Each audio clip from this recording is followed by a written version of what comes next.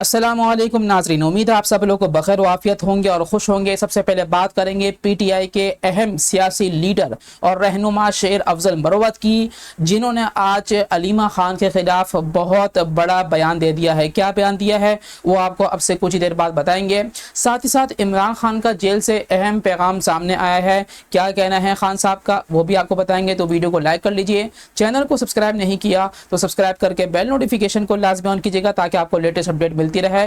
तो सबसे पहले बात करेंगे शेर अफजल मरवत की, जो कि पीटीआई के अहम सियासी रहनुमा, अहम सियासी लीडर में से आज से कुछ अरसा पहले थे, लेकिन कुछ इख्तिलाफात की वजह से, सियासी बुनियादों पर इल्जामात की वजह से उनको पीछे धकेल दिया गया है, बल्कि उनको पार्टी से भी निकाल दिया गया है पीटीआई की तरफ से। लेकिन शेर अफजल मरवत ने आज ऐसा बयान दिया है अलीमा खान के खिलाफ।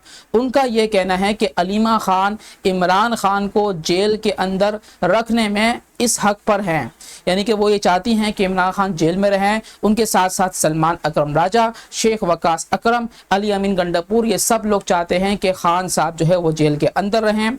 आपका इस हवाले से क्या ख्याल है? कमेंट बॉक्स में अपनी कीमती राय ज़रूर दीजिएगा। लेकिन अलीमा खान ने इस बात की तरदीद कर दी है और उन्होंने बेबुनियाद इल्ज़ामात भी लगा दिए हैं अपना जो है शेर अफजल मरवत पर।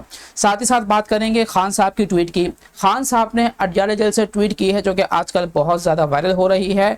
उनका यह कहना है कि जेल के अंदर मुझे इतनी सख्तियाँ बर्दाश्त करनी पड़ रही हैं कि अगर मैं ये सख्तियाँ बर्दाश्त करता रहा तो हो सकता है कि मैं इस दुनिया से चला जाऊँ।